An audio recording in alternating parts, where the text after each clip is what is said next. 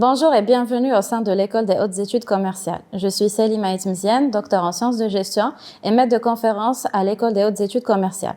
Je viens vous présenter la spécialité finance, banque et assurance que l'école se prépare de lancer à partir de l'année universitaire prochaine. Donc, brièvement, pourquoi une telle spécialité dans une école de commerce? Parce que déjà, c'est un domaine qui est phare en sciences de gestion, parce qu'il y a une demande très importante. On a toujours été et on a toujours eu un taux de remplissage de 100%. Et aussi, il y a une forte demande et beaucoup de débouchés pour les étudiants. Quels sont les prérequis pour pouvoir suivre une telle formation?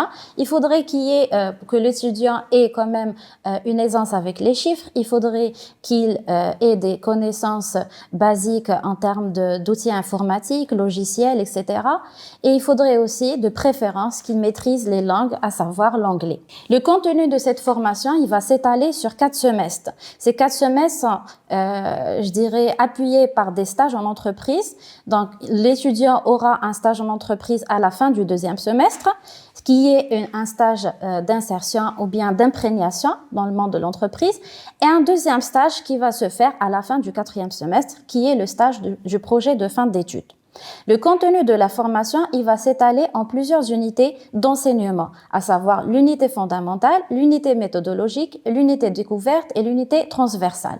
Les modules qu'on va disposer et qu'on va enseigner dans cette formation sont principalement des modules de la finance, des modules du secteur bancaire, des modules du secteur des assurances et aussi certains modules méthodologiques, à savoir la méthodologie de la recherche et la maîtrise de certains logiciels, à l'instar d'Excel et de la Power BI. Quels sont les débouchés de la formation? Alors, un étudiant ayant suivi le parcours finance, banque et assurance pourra être recruté dans les établissements publics, mais aussi dans les établissements privés. Il peut occuper des postes comme, par exemple, acteur de la finance publique. Il peut occuper des postes dans des banques, dans des assurances, mais aussi dans des établissements publics à caractère économique.